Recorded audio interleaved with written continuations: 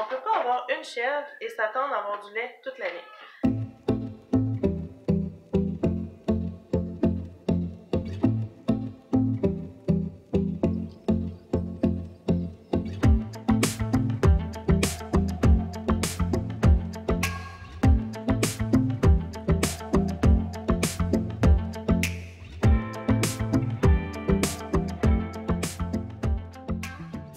Bonjour, bienvenue à la fermette de Sérénité. Aujourd'hui, on s'est dit qu'on allait vous faire un petit vidéo éducatif sur les chèvres, sur la lactation, sur le pourquoi qu'on a nos chèvres, tout en vous montrant puis en vous disant ce que nous, on a appris sur le plancher des chèvres.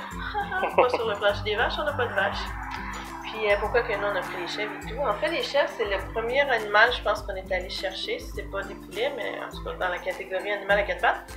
Parce que j'étais déjà allée chez quelqu'un où il y avait eu des chèvres, puis j'avais vécu une situation assez particulière qu'il a fallu que je domine la chèvre pour la ramener en dehors du jardin puis la rentrer à sa place. Et je me suis rendu compte que malgré qu'elle était têtue, j'ai réussi à avoir le dessus. Donc c'est un animal que je suis capable de m'occuper en sachant que je serai pas dépourvue puis je serai pas mal prise. Alors nous, on a des chèvres pour le lait, on a des chèvres pour la viande, on a des chèvres qui font les deux. Et Andy ici, c'est une femelle de 3 ans qui nous a donné 2 fois 3 beaux bébés, dont plusieurs d'entre eux sont allés à la viande, d'autres ont été vendus. Et mademoiselle ici, elle nous donne environ 1,5 litre à 2 litres de lait par jour à ce temps-ci de l'année. Elle a eu ses bébés en mars, puis là on est en septembre. Andy, elle va bientôt être remise avec un bouc pour pouvoir la faire accoupler pour qu'elle puisse retomber en gestation, mais pas tout de suite. Parce qu'avec les petits boucs que vous allez voir tantôt, notre plus gros c'est son fils, fait qu'on va pas la faire reproduire avec son fils. Donc Andy ici est de race mélangée. Elle est à moitié nubienne du côté de sa mère et à moitié boer du côté de son père. Elle a beaucoup des caractéristiques du boer, alors elle nous donne une belle quantité de lait. En lui donnant assez de grains, une bonne quantité de grains 2 fois par jour, avec une bonne quantité de foin aussi 2 fois par jour. Puis elle devrait continuer d'être en lactation encore facilement jusqu'à temps qu'elle soit rendue à 3 mois de gestation. Une chèvre est en gestation pendant 5 mois. Les 3 premiers mois, on peut continuer de la traire, mais les 2 derniers mois, on la tarit tranquillement. Souvent, elle se tarit d'elle-même, le lait diminue, pour qu'elle puisse garder ses forces pour les donner à la fin de la croissance de ses bébés. Ensuite, quand que la chèvre a accouché, la première semaine, on la laisse à 100% avec les bébés, allaiter ses bébés pour qu'ils puissent avoir tout le colostrum. Puis ensuite, moi, ce que je faisais, c'est que je la trayais le matin son surplus. Les bébés restaient avec elle. Je la trayais quand même le matin pour, s'il y avait du surplus, je prenais juste ce qu'il y avait. Puis au bout de 2-3 semaines, les bébés sont capables, en tout cas ici, ça l'a toujours bien été, d'être séparés la nuit. Alors ce que je faisais, c'est que je la trayais le matin, puis les bébés continuaient de passer toute la journée avec leur maman, jusqu'à temps qu'ils aient facilement leurs 3 mois. Donc jusqu'à 3 mois après la gestation, là, une fois qu'elle a eu ses bébés, je la trayais que le matin, puis j'avais facilement 1 litre et plus, là, vu qu'elle nourrissait 3 bébés à la fois. Alors ça, c'est pour notre belle Andy, qui va rester avec nous encore bien longtemps, on l'espère, parce qu'elle nous fait des beaux bébés, puis elle est très gentille, sauf avec les autres chèvres. Elle est très dominante, c'est pas qu'elle est pas gentille, elle est dominante, fait que c'est pour ça qu'elle est toute seule. La prochaine fermette va pouvoir trouver un truc qui fait partie de notre apprentissage, comment arriver à mixer nos chèvres ensemble pour que ça puisse bien se passer, et que ça sera quelque chose qu'on pourra vous montrer suite à nos expériences lorsqu'on va être à la prochaine fermette.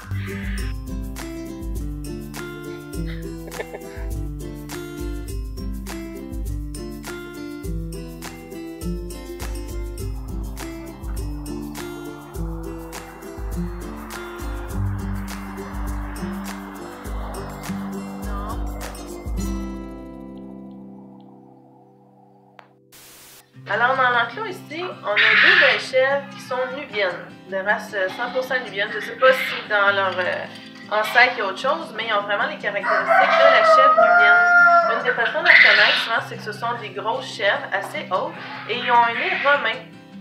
C'est comme un nez qui descend vraiment du front puis qui est comme arrondi et qui va vers le bas. Les nubiennes sont réputées pour être de bonnes laitières. C'est sûr que c'est pas celles qui donnent le plus en quantité de lait, mais ils fournissent du lait longtemps et leur lait est très gras. et a un goût excellent. Nous, on a essayé d'autres races de chèvres, puis sérieusement, ça prend un mix boère-nubien ou ça nous prend des nubiennes 100% pour le goût. On n'a pas aimé le goût des autres laits. Alors, nos deux belles ici, il y en a une, c'est la mère et la fille. Une a 7 ans et l'autre a 4 ans. Pourquoi est-ce qu'on est rendu avec des chèvres si bien que ça? C'est que je ne pouvais pas acheter juste une et pas acheter l'autre parce qu'ils sont fusionnels au bout. Quand on les sépare, ça crie. Surtout mademoiselle ici, là. Ça, c'est Chips, Chocolate Chips qu'elle s'appelle. C'est la femelle de 4 ans qui est une excellente mère. Fait que ça aussi, on veut ça pour nos bébés. Parce que si elle n'est pas maternelle, elle ne s'occupera pas des bébés. Et là-bas, on a la maman qui a 7 ans. Elle aussi est une bonne mère, elle produit encore du lait, fait qu'on va lui donner sa chance jusqu'à temps qu'on voit qu'elle ne peut plus donner de viande à rien, puis on verra lui trouver une nouvelle famille qui pourra avoir une belle chef de compagnie. Alors, dans le coin là-bas, au fond, qu'on va vous montrer tantôt, on a nos miniatures qui ne servent pas pour le lait, mais qui sont plus là pour revendre les bébés. On est encore en décision à savoir est-ce qu'on les garde ou on les garde pas. Possibilité qu'on va changer ça pour d'autres races de chèvres qui m'intéressent peut-être aux chèvres cachemire, qui sont bonnes pour la viande et pour la fibre. Alors on verra.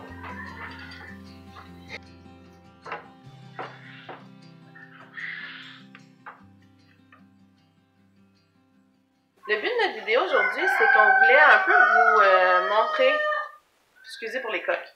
Ils veulent participer aux vidéos, mais ils ne donnent pas de lait, fait qu'on ne les a pas engagés pour la journée pour la vidéo. Alors, on voulait vous parler de comment on allait séduire nos accouplements, nos mises bas et tout, pour pouvoir avoir du lait à l'année. Parce que on ne peut pas avoir une chèvre et s'attendre à avoir du lait toute l'année. C'est certain que vous allez être un 3 mois par année que vous n'aurez pas de lait. Et dépendamment de la race de chèvre que vous avez, des fois, elles se tarissent plus vite que les autres. Alors, moi, je dirais l'idéal, c'est d'en avoir 2, si on veut avoir du lait toute l'année, ou bien essayer d'en congeler, ou bien vous résoudre à utiliser du lait du commerce le temps qu'il n'y en a plus. Nous, on n'a pas congé de lait cette année, puis on va planifier notre lactation pour essayer d'en avoir tout le temps. Mais sinon, on va se tourner vers autre chose. Donc, nous, on a 3 chèvres laitières. Ce qu'on va faire, c'est que mes 2 chèvres ici, même la maman, elle est quasiment tarie. Je l'ai arrêtée pour diverses circonstances. Elle avait juste un pied qui donnait un triomphe, un pied qui donnait du lait parce qu'elle a eu 2 bébés, un est mort, et le bébé qui est resté buvait toujours du même côté, puis l'autre côté n'a pas été trait de la personne précédente qui l'avait avant moi. Alors, elle est presque tarie. Chips est un petit peu difficile à traire. Elle est un petit peu, ok, je te laisse faire, puis quand ça me tente plus, ça me tente plus. Fait que tranquillement, graduellement, elle est en train de se faire tarir. Je la traîne 1 fois par jour, elle me donne ce que j'arrive à retirer. Et à la prochaine endroit, on va faire une table de traite où on va pouvoir l'installer et la maîtriser mieux pour la vidéo complète à chaque fois. Donc, les 2 chèvres ici, lorsqu'elles vont avoir leur chaleur, on est rendu en septembre. L'automne, c'est la période forte pour les chaleurs. C'est là où est-ce que c'est le plus fort, c'est là où est-ce que c'est le plus visible. Et souvent, c'est là que les chèvres vont se faire accoupler pour devenir en gestation. Donc, septembre-octobre, mon idéal, c'est que si on déménageait bientôt, je les ferais accoupler genre juste avant, mais je vais suivre les chaleurs. Et on a un petit bouc qui est rendu à 5 mois. Le fils à Andy que je parlais tantôt, qui est rendu assez grand pour accoupler. Je ne sais pas au niveau hormonal comment il se sent. Mais en tout cas, quand je vais voir qu'ils sont en chaleur, je vais aller le chercher et c'est lui que je vais mettre avec elle pour pouvoir avoir des bébés l'année prochaine. Donc, mes 2 ici, les chaleurs se suivent ça régulièrement de ce que j'ai vu. Donc, je vais les faire accoupler elles. Ensuite, probablement plus vers décembre, c'est là que je vais faire accoupler Andy. Pourquoi un aussi gros écart? C'est que le nouveau petit bouc boer qu'on a, il est vraiment petit. Il est même pas 4 mois encore.